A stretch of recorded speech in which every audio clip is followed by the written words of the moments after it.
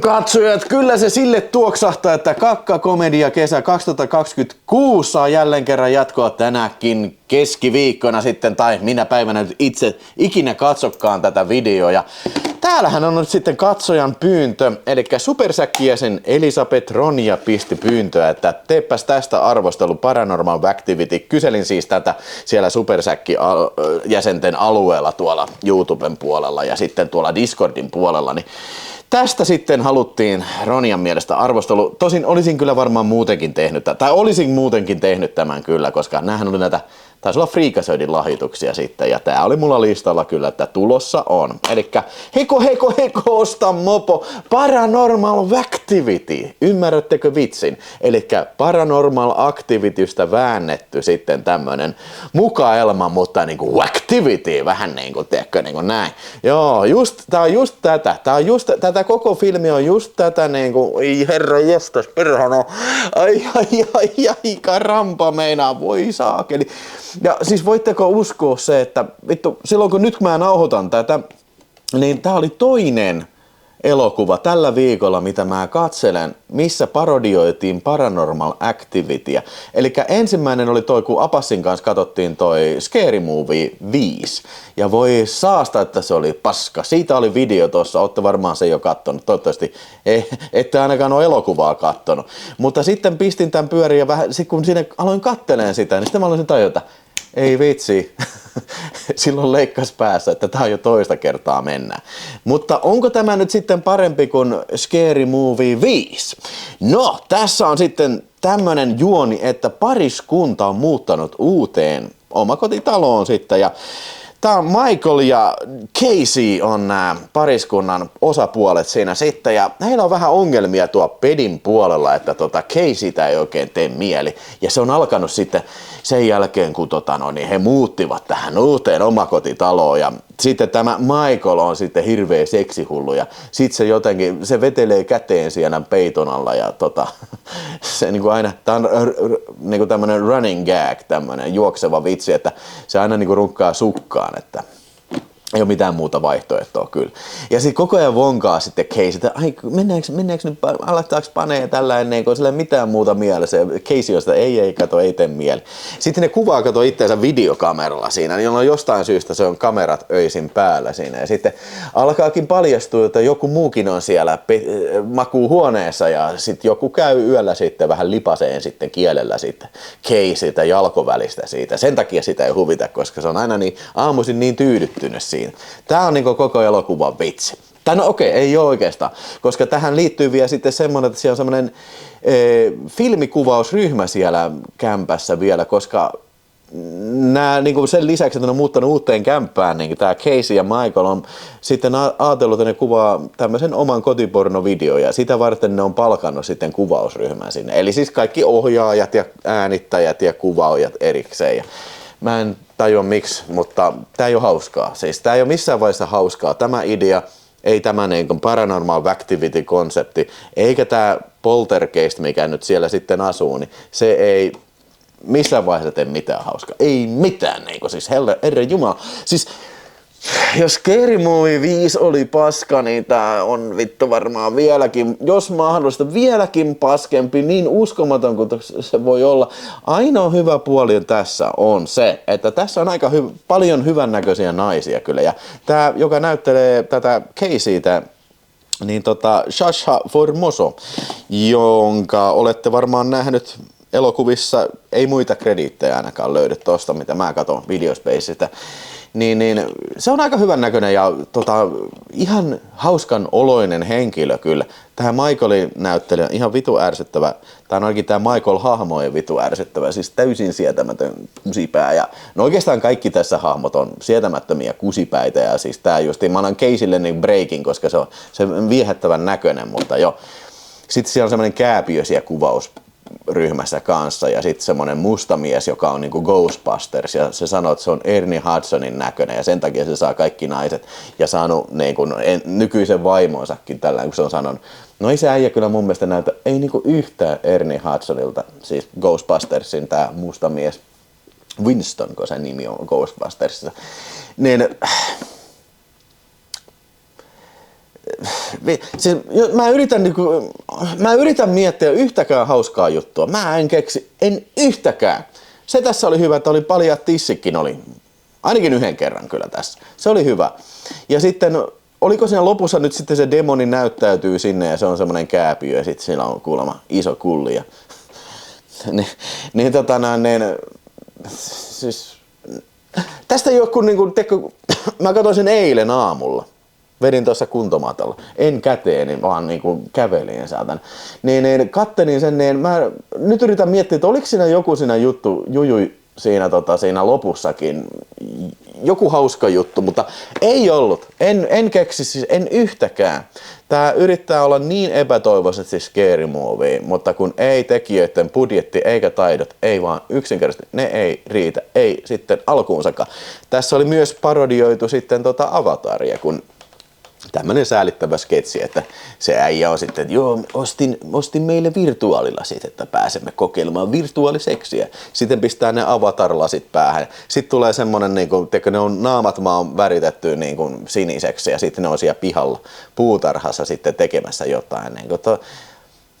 Mä en tiedä minkälainen visio tästä vitsistä on ollut, mutta siinä ei tapahdu mitään siinä sketsissä. Siinä vitsisketsissä ei yhtään mitään, paitsi semmonen joku vanha patu tulee sinne, polttelee crackia sinne, että jaa, onks täällä ne crack-bileet? Se on se punchline. Tää on se huumorin taso tässä elokuvassa ja on tosi vaikea keksiä tästä yhtään mitään muuta sanottavaa tämän lisäksi, koska tässä ei ole yhtään mitään. Tää oli täydellistä turhaa paskaa, täydellistä tuubaa, kakkakomedia kesä. Tätä varten tämä ohjelma tehtiin kyllä ja nyt on tosi iloinen, että tämä on nyt ensimmäinen tämmönen halpis parodia elokuva, mitä mä tässä katson. Eli siinä on vielä disaster movie ja mitä kaikkea siinä on. Niin oliko vielä joku toinenkin Paranormal Activity-klooni siinä jonossa, että kyllä tästä hauskaa on tulossa sitten. Joo, ei jatkoon, ei missään nimessä jatkoon, ei, älä missään olosuhteissa, älä ikinä edes harkitse sitä, että katsoisit tämän. Tässä ei ollut yhtään mitään. Se positiivista on se, että tää oli aika lyhyt. Tässä lukee 90 minuuttia, mutta kyllä ne lopputekstit alkoi rullaa mun mielestä jossain 83 minuutin kohdalla. Se on aina hyvä näissä parodia-elokuvissa, kun näin käy kyllä. Ja sekoitanko mä vaan tuohon scary movieihin, että tässä oli jotain pieleen meneitä otoksia siinä lopputekstien aikana, en muista, mutta tämmönen elokuva, älä katso, 0 tähteä, tai sanotaan 1 tähti kauniista naisista, puoli tähteä kauniista naisista ja 1 tähti sitten paljaista tisuista. Mutta ei, absoluuttisesti ei, yhtäkään desimaalia enempää sitten tälle saakelin paskakasalle Paranormal Activity, No niin, otetaan sitten tähän samaan videoon nyt tää toinenkin, 3. lyhyen ajan sisään oleva Paranormal Activity-parodia, minkä mä nyt oon kattellut, jo Jessus, Paranormal Movie nimellä Suomessa markkinoitu elokuva, joka oikealta nimeltään on semmonen kuin 30 Nights with the Devil Inside, The Girl with the Dragon Tattoo. No niin, siinä voidaan päätellä sitten, että mitä elokuvia tää oikeasti parodioi, joskin tää ihan selkeä lähtökohta on sitten tämä Paranormal Activity-elokuva. Ja tässä on sitten semmonen muija ja sillä on mies ja sitten sillä on sellainen teini-ikäinen tytär ja sitten semmonen sylivauva, niin ne sitten muuttaa, mä en muista oliko se joku terapian jälkeen, kun tämä nainen on ollut, niin muuttaa vanhaan kämppäänsä sitten, jossa sitten hänen isänsä, tämän naisen isä, eli lasten vaari on sitten tappanut sitten, mitä se oli tappanut, ton The Artist-elokuvan kuvausryhmän joskus 20 vuotta sitten. Niin se alkoi sellainen, että 90-luvulla niin se tappoi ne The Artist-elokuvan, mutta eikö The Artist ollut paljon myöhemmin tehty elokuva? En mä tiedä. Se mikä pitää mainita, niin tässä oli se 3. kivi auringosta, se ihme hiipparityyppi, niin se oli se isä ja se oli varmasti se tunnetuin tähti. Siis tarkoitan se pappa, joka tappoi ne, niin tunnetuin tähti sitten tässä koko Katraassa. Mä en nyt tiedä edes senkään nimeä sitten, mutta joo, voi Jessus, tää on, siis voi helvetti, että tää parodioi paitsi näitä sitten näitä Paranormal Activity ja Girl with the Dragon Tattoo ja Devil Inside elokuvia, niin se parodioi myös sitten kaiken näköisiä tosi TV-juttuja. Tää oli tosi hauskaa. Siinä oli heti tämmönen unelmien poikamies tämmönen, kun valitaan se joku pari. Ja mä en niinku, siis missään vaiheessa mä en ymmärtänyt, että siis pitääkö tää niinku olla hauskaa? Tää oli vaan niinku siis sellainen, tehty niinku pastissa ja tällä. Kai se niinku jossain määrin pitäisi olla hauskaa, mutta minä en ymmärtänyt sitä. Sitten tässä on myös parodioitu tätä, kuten tästä kuvastakin näkyy, niin tätä Abraham Lincoln, niin se, The Vampire Hunter Abraham Lincoln, niin kun tää filmi on tullut 2012, niin nämä on vissiin ollut ihan uusia filmejä. Mä en muista, että mä olisin ikinä nähnyt tätä Abraham Lincoln Vampire Hunteria. Tää alkaa just olemaan vähän tätä aikaa, kun alkaa tulee näitä Sharknadoja. Siis ellei ollut jo tullutkin, mutta jotenkin tähän aikaan mä ajoittaisin tän. Sitten tässä oli tämmönen tosi hauska tämmönen lesbo-kameran asentaja, joka tuli pistään kamerat näille, että ne voi kuvata, mitä yöllä tapahtuu. Se oli tosi tämmönen raunchy muija ja joo, ohi. Sitten on tämmönen kuin Ghost Bros, jotka ne sitten soitti sinne paikalle auttaa näiden haamujen kanssa, eli kuvaa näitä, mutta tää oli vaan niinku yhden idean juttu, että ne oli siellä pakettiautossa. Kerran hymähdin, kun siinä oli se Ghost Bros, niin ne oli ilmeisesti homoilemassa siinä, ja sitten ne tuli avaa sen oven, ai jaa, sori, että Ghost Bros, että anteeksi kun häirittiin.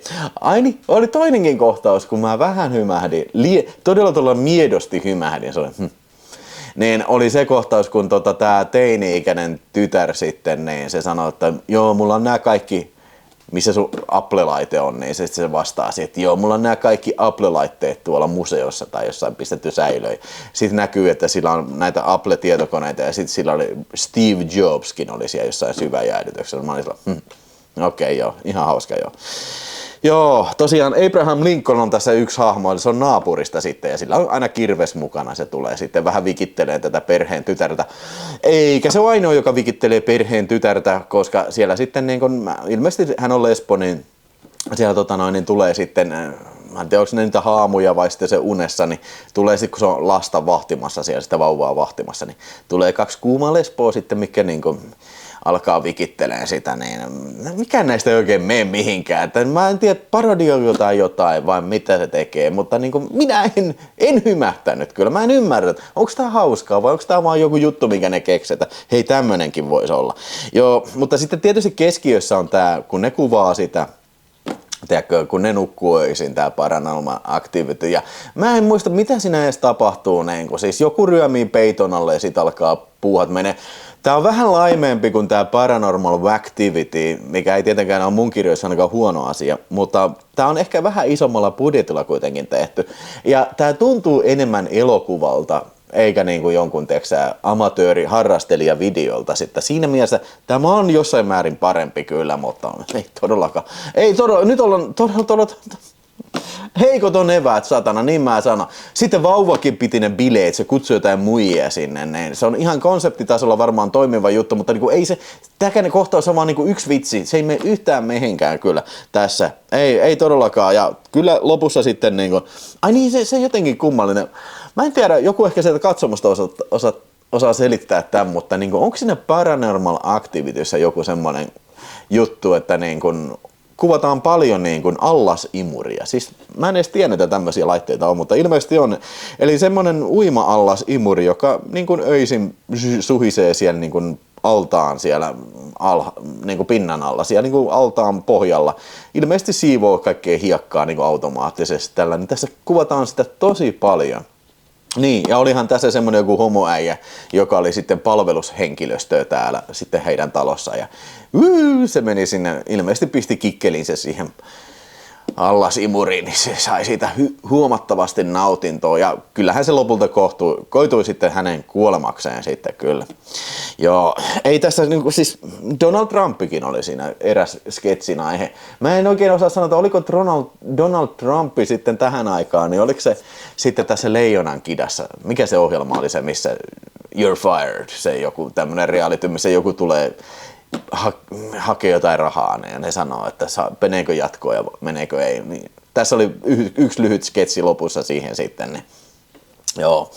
Ei vittu, siis oikeesti siis tää oli ehkä desimaalin ehkä parempi, koska tää oli vähän elokuvamaisempi, mutta siis ei todellakaan komediana, niin ei kauhean hauska. Jälleen kerran tässäkin parasta oli pituus. Tää takakansi ilmoittaa, että 76 minuuttia ja taisi olla just sillä lailla, että 72 minuutin kohdalla lopputekstit alkoi, joten nää on sellainen helppo katsoa, että ei ainakaan mene kauheasti.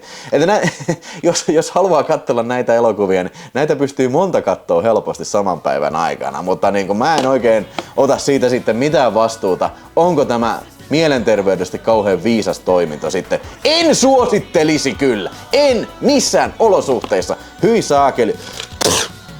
Se on siinä. Ja nyt ei sitten toivottavasti enää tule yhtäkään edes tässä kakkakomedia kesässä sitten näitä Paranormal Activity-parodioita. Sitten mä oon mielestäni nyt saanut tämän pois systeemistä. Kiitos vaan, että jaksoit katsella. Ja Jumalan kautta, ootko sä jaksanut katsella näitä? Niin, ootko sä nähnyt näitä mitään? Niin, tuliko jotain sanottavaa niistä? Pistä kommentteja näin. Palataan seuraavassa KKK:ssa ja seuraavassa videossa sitten. Moro!